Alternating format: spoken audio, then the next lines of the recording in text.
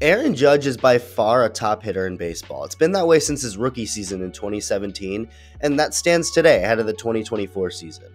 When you think of Judge, you probably think of the home runs, the great power he's brought and continues to bring to the Yankee lineup. But what makes Judge so great is the fact that he does hit home runs and for so much power, but while also hitting for a good batting average, getting on base more than most. The only flaw in his game is the strikeouts, and how much of a flaw really is that when everything else is abnormally good? He also plays good defense in the outfield, has a great arm. I mean, he's as valuable of a hitter as one can get.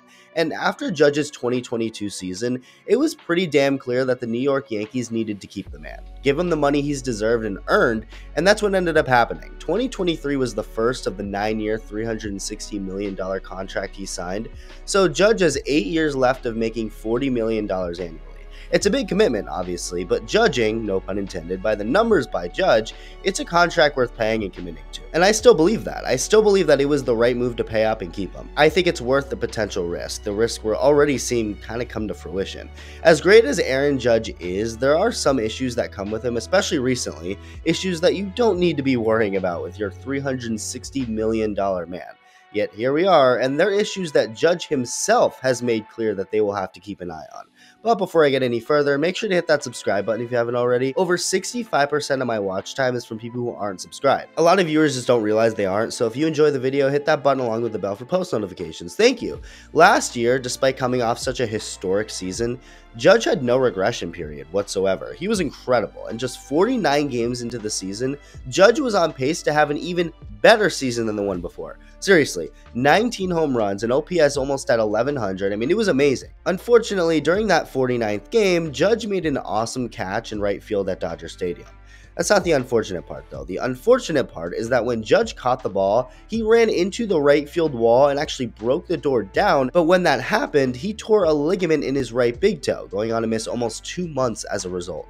He did come back and play almost every game, putting up great numbers, but the most unfortunate part of it all is the fact that those 2 months weren't the only months affected by this toe injury. It's an injury that still affects Judge today, and according to him, forever will. At the beginning of spring training about a month ago, Judge told reporters that his toe was feeling good, but also said that the injury would require quote-unquote constant maintenance throughout the rest of his career in order to avoid future issues with it. That's not something you want to hear when it comes to the most important player on your team, at least on the hitting side of things. To think that it's something they really will have to keep an eye on is scary, but the scarier part is that that's not all, and it's part of an overall broader issue with Judge. There's an even newer nagging issue with Judge right now, and it's his abs. His abs have been sore, and he recently got an MRI on them, which came back clean, but it's affecting his oblique muscle. So the team has been taking things carefully and slowly with Judge, but I just can't help but realize how worrisome this all is. The problem isn't if Judge can perform if he plays. That's never been a concern, and it's basically as close to a guarantee as possible that if Judge is in the Yankee lineup, he will be one of, if not the best hitter in baseball. The problem is how reliable he will be to be on the field, and it's been this way for a while. Half of Judge's full season, so other than 2020 and 2016, which he didn't play enough games to be his rookie year, Judge has played in most of the 162 games half the time. And the other 3, he's missed a ton of games because of an injury. In 2018, Judge missed 2 months after he fractured a bone in his wrist on a pitch that hit him. And in 2019, he missed even more games, ironically exactly how I just explained him. In 2019, he missed 60 games because of an oblique strain that he suffered while hitting a single during a game. I mean, that's basically as Aaron Judge as it gets. He hits a single and performs, but then simultaneously gets hurt. He makes an incredible catch at the wall in right field, only to then tear a ligament in his toe and miss games.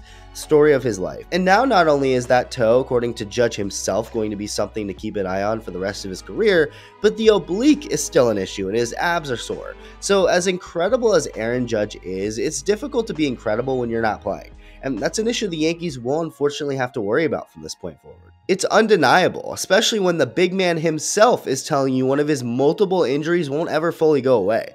So you can rest Judge, you can play it easy on him during the season and stuff like that and kind of baby him, quote unquote. But remember, this is your $360 million man for a reason. He's insanely good, and without him, your team is nowhere near the same. And when Judge is getting paid that much, I don't think it's unfair to expect at least 150 games out of him. Seems like the bare minimum for a player that important and highly paid, but it also seems like that will be hard for him to consistently do with the way his body has been and continues to be. Let me know what you think. Thank you for watching, and I'll see you soon.